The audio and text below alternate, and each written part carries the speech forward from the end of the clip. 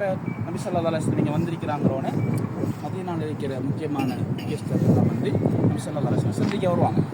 இப்போ இந்த இடத்துல வந்து 4 நாள் நபி ஸல்லல்லாஹு அலைஹி வஸல்லம் தங்கினாங்க. திங்கட்கிழமை வந்து சொன்னாங்க, திங்கள், செவ்வாய், புதன், வியாழன். இந்த 4 நாள் தங்கின நேரத்தில் இப்போ இங்கே முதலாவது நபி ஸல்லல்லாஹு அலைஹி வஸல்லம் அவங்க ஒரு மஸ்ஜிதை கட்ட சொல்கிறாங்க. அந்த மஸ்ஜிதுடைய பேர் தான் மஸ்ஜிதுல் குபா. ஏன் மஸ்ஜிதுல் குபான்னு சொன்னால் இடத்துல அந்த குபா வாசிகள் தான் இருந்தாங்க. அதனால் அந்த ஏரியா உள்ள மக்கள் பேரையே அந்த மஸ்ஜிதுக்கு குபாவாசின்னு சொன்னாங்க. குபான்னு சொல்லி சொன்னாங்க.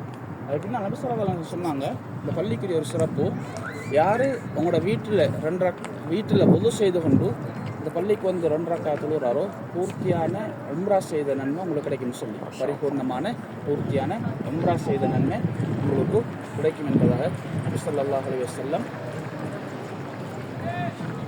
சொன்னாங்க.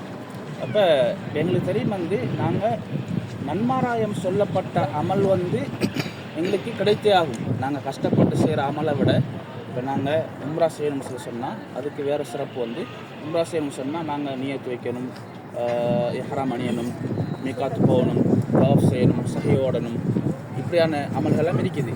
இதெல்லாம் பூர்த்தியான முறையில் செய்தால் தான் எங்களுக்கு பூர்த்தியான உம்ராட நன்மை கிடைக்கும். அதுவும் இல்லாமல் எங்களுடைய இஹ்லாஸும் இடத்துல இருக்குது வந்து. இப்போ நன்மாராயம் செல்லப்பட்ட அமல் இருக்குது தானே, உதாரணமாக நீங்கள் இந்த பள்ளிக்கு வந்து wudu செய்துட்டு வந்து இந்த பள்ளியில் 2 ரக்காத் தொழுதா உங்களுக்கு பரிபூர்ண உம்ரா செய்த நன்மை கிடைக்கும்னு சொல்லி நபி ஸல்லல்லாஹு அலைஹி வஸல்லம் சொன்னாங்க. அல்லாஹ் அதை நேரடியாக என்ன அமலை வச்சு சொன்னாங்களோ அதுக்குரிய கூடிய அல்லாஹ் கொடுத்துருவான் இன்ஷா அல்லாஹ். அப்போ நாம் இன்ஷா அல்லாஹ் wuduவோட இருப்போம். அப்போ நாம் தொழுது கொள்வோம். அவடத்தில் சுன்னத்து 2 ரக்காத். இப்போ லுஹாவுடைய நேரம் இருக்கிறதுனால நாங்கள் 2 ரக்காத் லுஹாவும் தொழலாம். அதில் இன்னும் 2 ரக்காத்தை அதிகப்படுத்தி 4 ரக்காத், 2 ரக்காத்தா 4 ரக்காத் லுஹா தொழுது கொள்ளலாம். அப்போ தஹியத்துல் மஸ்ஜிதுன்னு தொழுது கொள்ளலாம். அப்போ எங்களோட வலதுகால மஸ்ஜிதுக்குரிய சட்டங்களை நாங்கள் பேணி வலதுகால மஸ்ஜிதுகளை வச்சு அல்லாஹ் மஃப்தஹ் லி அபாப ரஹ்மத்திக்கங்கிற துஆவை ஓதி நாங்கள் கொஞ்ச நேரம் மஸ்ஜிதில் இருக்கிறதுனால நவைத்தில் வச்சு காஃபி ஹாதல் மஸ்ஜித் இல்லாஹி தஆலாங்கிற நியத்தை வச்சுட்டு மஸ்ஜிதுக்குள்ளே போய் நாங்கள் எங்களோட அமலெல்லாம் செஞ்சு கொள்ளும் இன்ஷா அல்லாஹ். அந்த இருக்கிற வந்து சர்க்கிள் அந்த கீழே தானே கொஞ்சம் பாருங்கள், அந்த அந்த அந்த அந்த அந்த இடத்துல போகலன்னு சொன்னால் போவோம் வந்து அது ஒரு கிணறு. இப்போ எங்களுக்கு தெரியும் வந்து 10 சஹாபாக்கள் நபி ஸல்லல்லாஹு அலைஹி வஸல்லம் அவங்க சொர்க்கத்தை கொண்டு நன்மாராயம் சொன்னாங்க. அபூபக்கர் ஃபில் ஜன்னா, உமர் ஃபில் ஜன்னா, உஸ்மான் ஃபில் ஜன்னா, அலி ஃபில் ஜன்னா, இப்படி சொல்லி ஒரு 10 சஹாபாக்களை வந்து நபி ஸல்லல்லாஹு அலைஹி வஸல்லம் அவங்க சொர்க்கத்தை கொண்டு சொன்னாங்க. இப்போ என்ன சொல்லுவாங்கண்டா, அது ரசூல் ஸல்லல்லாஹு அலைஹி வஸல்லம் இங்கே வந்தாங்கண்டா, இங்கே இருக்கிற நேரங்களில் வந்து அந்த கிணத்துக்கு மேலே காலை போட்டுட்டு, அதாவது கிணறு அதுக்குள்ளே காலை போட்டுட்டு அப்படியே சஹாபாவோட காய்ச்சிட்டிருப்பாங்க. நபி ஸல்லல்லாஹு அலைஹி வஸல்லம் அவங்களுக்கு தோழர்கள் யார்? முதலாவது நெருங்கிய கூட்டாளி வந்து அபூபக்கர் சித்திக், அடுத்து உமர் இப்னு கத்தாப், உஸ்மான் இப்னு அஃபான், 3 வரும் முக்கியமான சஹாபாக்கள்.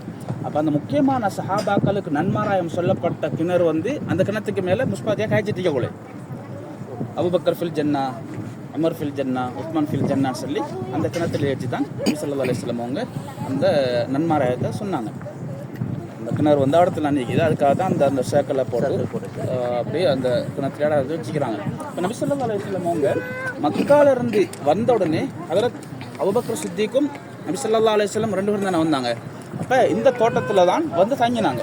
அதாவது வந்து சேர்ந்த வந்து இந்த தோட்டத்தில் தான். இப்போ வந்து மதீனாவில் உள்ள முஸ்லீம்களுக்கு தெரியாது வந்து யார் நபின்னு சொல்லி. அப்போ என்ன செஞ்சாங்கன்னு சொன்னால், வந்த டயர்டில் வந்து அபூபக்கர் ரலியல்லாஹு தஆலா அவங்களுக்கு நபி ஸல்லல்லாஹு அலைஹி வஸல்லம் அவங்க குடை பிடிச்சாங்க. அந்த வெயிலை தாங்கிறதுக்காக வேண்டி ஒரு குடம் மாதிரி ஒன்று பிடிச்சிட்டு இருந்தாங்க. அப்போ இங்குள்ள சஹாபாக்களை நினைத்தவங்க வந்து அபூபக்கர் ரலி தான் முஹம்மது ஸல்லல்லாஹு அலைஹி வஸல்லம் சொல்லி என்ன அதாவது தெரியாதுங்கிறதுக்காக வேண்டி. அப்போ அதுக்கு பின்னால் தான் யார் நபி யார் அபூபக்கருங்கிறத விளக்கமாக சொன்னாங்க. இப்போ அந்த இடத்துல அந்த புஸ்தான் தோட்டம் மாதிரி ஒன்று செஞ்சு வச்சுக்கிறாங்க. இங்கே வந்ததுக்கு பின்னால் தான் பகிரங்கமாக மஸ்ஜித் கட்டப்பட்டு தொழுகை பகிரங்கமாக நடந்துச்சு. அது வர காலமும் பகிரங்கமாக அமல் நடக்கல. ஆனால் அமல் செஞ்சுட்டு கொண்டு இருந்தாங்க முஸ்லிம்களுக்கு. ஜமாத் வேலைகள் உள்ளதான் நடக்குது அவங்க. இப்போ இங்கே ஜமாத் வேலை உள்ளதான் நடக்குது. ஆனால் மாஷா அல்லாஹ் மற்ற இடங்களை விட மிக பிரபல்யமாக இங்கே ஜமாத்தில் நடக்குது. பகிரங்கமாக நடக்கிறத விட மறைமுகமாக சிறப்பாக நடக்குது. என்ன 13 வருஷம் நபி ஸல்லல்லாஹு அலைஹி வஸல்லம் 10 வருஷம் தான் இங்கே இருந்தாங்க. 23 வருஷம் தானே மொத்தம். 13 வருஷம் மக்காவில், மக்கால 13 வருஷம் வாழ்ந்து அந்த நபி அவங்க கட்டி காலத்த அந்த சஹாபாக்களை விட இங்கே குறவு தானே. முஹாஜிரிங்கள் சஹாபாக்கள் தானே உயர்ந்தவங்க. சஹாபாக்கள் உயர்ந்தவங்களாக இருந்தாலும் முஹாஜிரின் சஹாபாக்கள் அந்த கொஞ்சம் உயர்ந்தவங்க. அப்போ 13 வருஷம் மறைமுகமாக செஞ்ச அமல் தானே அங்கே 13 வருஷம். இங்கே 10 வருஷம் பகிரங்கமாக தானே செஞ்சேன், அது பின்னால் தானே. அப்போ எங்களோட உலமாக்கள் சொல்கிறாங்க வந்து பகிரங்கமாக செஞ்சாலும் எல்லாம் அதிலிருந்து பிரயோசனத்தை உண்டாக்குவான்னு சொல்லி. அப்போ லேடிஸ் அப்படி அங்கே போங்க, நாம் இப்படி போய் தொட போகிறோம்.